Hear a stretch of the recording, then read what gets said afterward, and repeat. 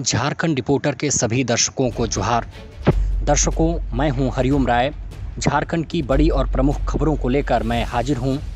पहली खबर, मेनहर्ट घोटाले में मुकदमा चलाने की ठोस कार्रवाई करे सरकार, अन्यथा लूंगा कोर्ट की शरण।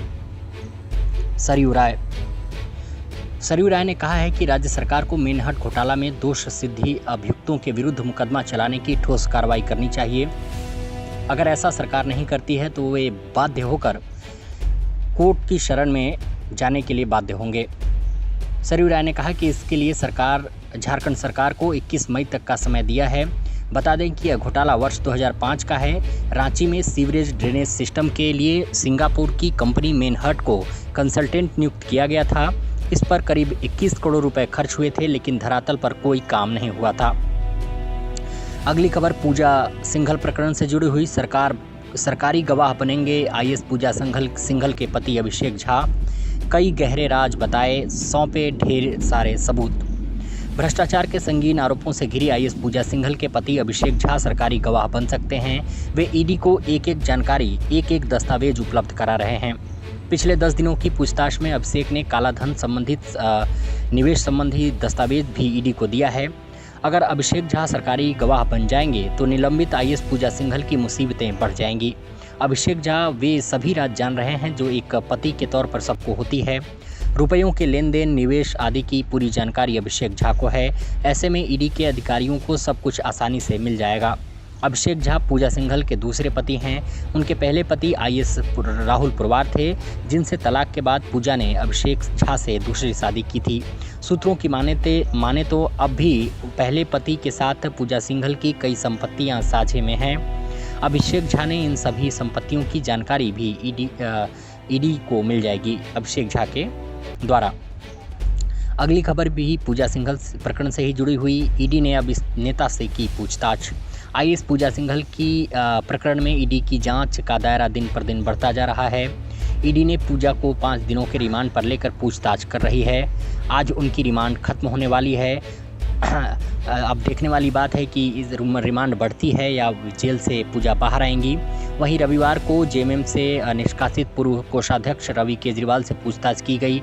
बता दें कि रवि केजरीवाल हेमंत सरकार गिराने की साजिश के आरोप में जेएमएम से निष्कासित चल रहे हैं। सूचना है कि ईडी के अधिकारी उनसे झामुमो में आने वाले चंदे के एक पाई का हिसाब ले रहे हैं। ईडी यह भी जानकारी लेने की कोशिश में है कि झामुमो सुप्रीमो के परिवार का क्या क्या कारोबार है, जैसे खनिज पट्टा, जमीन, मकान के अलावा चल व अचल संपत्ति कितनी है। तो अब इस मामले में नया मोड़ आया है।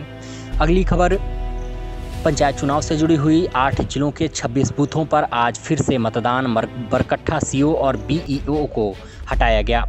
निर्वाचन आयोग ने पहले चरण के 8 जिलों के 26 बूथों पर मतदान स्थगित कर दिया था, जो अभी पिछले दिनों हुई थी। 26 बूथों पर मतदान पत्र पहुंचाने में लापरवाही हुई थी। इसके बाद राज्य निर्वाचन आयोग ने 16 मई सोमवार को पुनर्मतदान कराने का निर्णय लिया है। हजारीबाग के बरकट्ठा में 14 बूथों पर लापरवाही हुई थी। हजारीबाग के बरकट्ठा के 14 बूथों पर मुखिया पद, गढ़वा के रंका में पंचायत समिति सदस्य पद, चतरा के प्रतापपुर में पंचायत समिति सदस्य पद, सिमडेगा के केरसई में समिति सदस्य, सरायकेला खरसावां के चांडिल में 2 पंचायत समिति सदस्य पदों व पश्चिमी सिंहभूम चक्रधरपुर के 3 बूथों पर जिला परिषद सदस्य, मुखिया और गोइलकेरा में पंचायत समिति सदस्य पद, गोड्डा के पोड़ाहाट में जिला परिषद सदस्य, पंचायत समिति सदस्य और मुखिया पद, बोकारो के गोमियो प्रखंड के पिपराजी में 2 बूथों पर पंचायत समिति सदस्य के लिए पुनर्मतदान आज होंगे।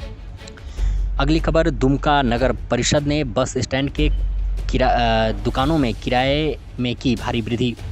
दुमका नगर परिषद ने बस स्टैंड की 101 दुकानों के किराए में भारी वृद्धि कर दी है। किराया बढ़ाने के बाद नगर परिषद ने इकरारनामा के लिए दुकानदारों को 14 मई को अचानक नोटिस भेज दिया। इस कार्रवाई से दुकानदार हतप्रभ हैं। खबरों के मुताबिक सैलून का भाड़ा पहले 1100 रुपये था, जो बढ़कर 14,000 रुपये से अधिक कर दिया गया बढ़ाकर।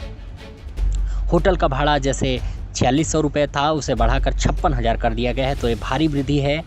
इसी तरह अन्य दुकानदारों का भी किराया बढ़ाया गया है, जिससे दुकानदार हतप्रभ हैं। पलामू से अपने सहयोगी राकेश कुमार पांडे के साथ ब्यूरो रिपोर्ट, झारखंड रिपोर्टर।